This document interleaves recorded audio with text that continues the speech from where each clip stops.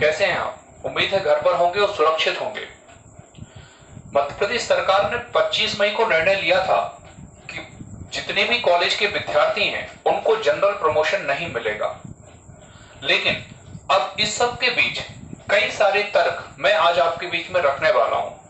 आप पूरे वीडियो को ध्यान से देखिए और आप खुद निर्णय लीजिए कि क्या इस समय जनरल प्रमोशन देना गलत है या सही है।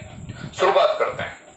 सबसे पहली बात, अगर हम बात करें मध्य प्रदेश सरकार की, तो इस समय जो कोरोना वायरस के केस हैं वो लगातार बढ़ रहे हैं। जिस शहर से मैं बात कर रहा हूं, सागर से, वहीं कल 27 केस और आज 24 नए केस मिले। ऐसे में रेड जोन, तो क्या प्योर रेड जोन का भी अगर बात करें तो भी हो जाता, लेकिन सरकार ने लगातार रियायतें देती जा रही हैं। लॉकडाउन में जैसे जैसे केस बढ़ रहे हैं, सरकार रियायतें बढ़ाती जा रही है। ऐसे में 29 जून से परीक्षा देना कितना जानलेवा हो सकता है, इन सब चीजों पर हम आज चर्चा करने वाले हैं। इसका उद्देश्य किसी भी पॉलिटिकल पार्टी को प्रमोट या डिमोट करना नहीं है, सीधे सीधे फैक्ट हैं जिसमें आपको निर्णय करना है कि सरकार गलती कर रही है। यह वीडियो यदि आप पहुंचा पाए सरकार के पास तो यह बहुत मेहरबानी होगी। शुरुआत करते हैं। हम बात करें यदि टेक्निकल कारणों की, तो इस समय सरकार ने यह तर्क दिया है कि जब भी बच्चा पेपर देने आएगा तो उसकी जांच होगी, और जांच का जो सही पैमाना अब तक कोविड-19 पर है वो है तापमान को लेकर। आपने देखा होगा एक मशीन जो इस तरह से लगाई जाती है, बंदूकनुमा होती है, और उससे तापमान मापा जाता है। ऐसे में सवाल उठता है कि यदि किसी व्यक्ति का तापमान गर्मी के कारण बढ़ गया और एकाएक जिसका तापमान बढ़ा होगा या इस तरह की कोई प्रॉब्लम होगी तो उसको पेपर देने नहीं मिलेगा। तो इस तरह की यदि कोई प्रॉब्लम आती है तो फिर उसका प्रावधान क्या होगा? क्या उसको पेपर नहीं देने मिलेगा? और नहीं देने मिलेगा तो फिर उसके आगे क्या होगा? पूरक परीक्षा वो देगा तो सवाल उठता है उसकी गलती क्या थी। दूसरी बात यह है कि सिलेबस भी पूरा नहीं हो पाया था परीक्षाओं में। सिलेबस काफी महत्वपूर्ण होता है। अब आप कहेंगे पाठ्यक्रम वेबसाइट में है, तो क्या वेबसाइट के माध्यम से पढ़ना कितना उचित है, और वेबसाइट कौन सी वेबसाइट कितनी ऑथेंटिक है? क्या आप किसी भी वेबसाइट को ये कह सकते हैं कि इसमें जो भी लिखा है वो सारा प्रमाणिक है? क्योंकि सिलेबस भी पूरा नहीं हो पाया था।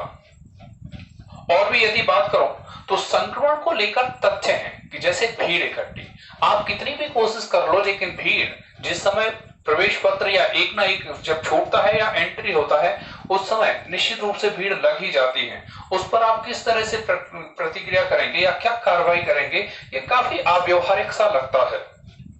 खाना, संक्रमित खाना भी उस समय मिलेगा क्योंकि लोग बाहर से आएंगे। आपको जानकर आश्चर्य होगा कि सबसे ज्यादा यूनिवर्सिटीज और कॉलेज भोपाल और इंदौर में है, और आपको बताने की जरूरत नहीं कि इंदौर और भोपाल की इस समय क्या स्थिति है।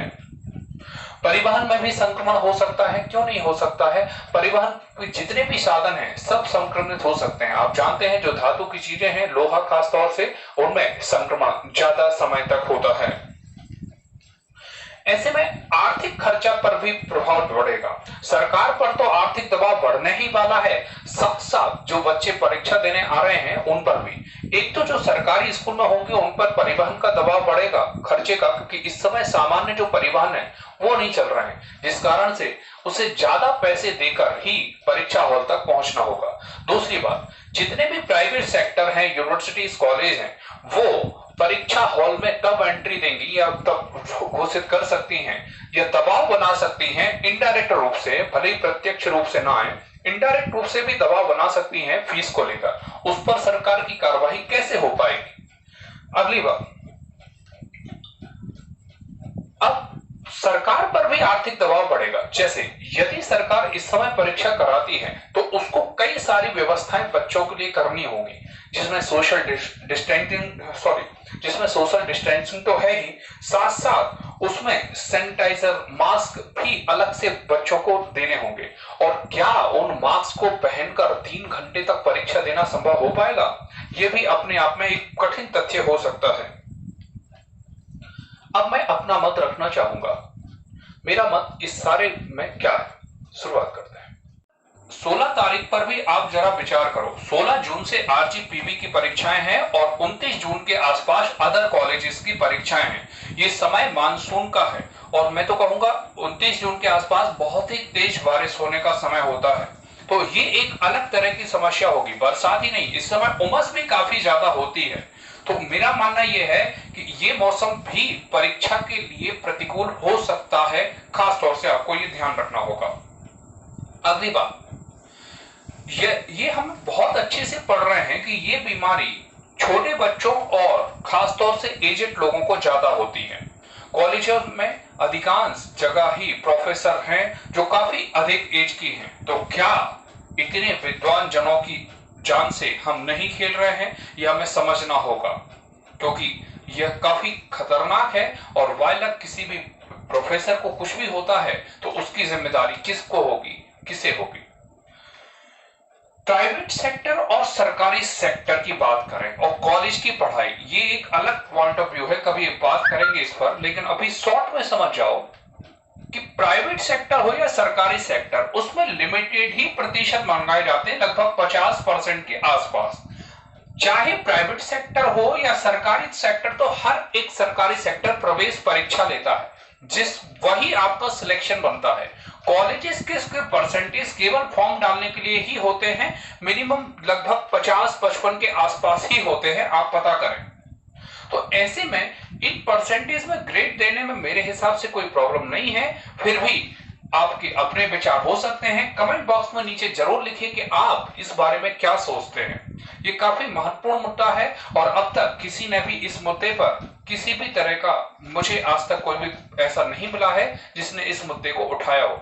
मैं आपसे हाथ जोड़कर निवेदन करता हूं, इस वीडियो को जितना ज्यादा हो सके शेयर करिए, लोग लाइक कीजिए और कमेंट जरूर कीजिए कि आप मेरे साथ हैं कि नहीं। मैं सरकार से भी हाथ जोड़कर निवेदन करूंगा, मामा जी से भी कहूंगा कि मामा जी ये आपके भांजे हैं, आप एक बार इन पर थोड़ी सी कृपा कर दो। आपका एक डिसीजन कई लोगों की जिंदगी बचा सकता है। क्योंकि महाराष्ट्र सरकार का भी मैं उदाहरण देना चाहूंगा, उसने ज्यादा समय नहीं लिया डिसीजन लेने में और उसने कह दिया साफ साफ केवल अंतिम वर्ष की परीक्षाएं ही होगी, अन्य किसी कॉलेज की परीक्षाएं नहीं होगी। अंतिम वर्ष की परीक्षाओं पर भी मैं कहूंगा कृपया इसे 1-2 महीने और बढ़ा दो मामा जी, और अभी जल्दी डिसीजन ले लो, क्योंकि इस समय नेगेटिविटी ज्यादा फैली है। ऐसा ना हो जाए कहीं देर ना हो जाए। नमस्कार, वंदे मातरम। शेयर कर दीजिए वीडियो को। जय हिंद।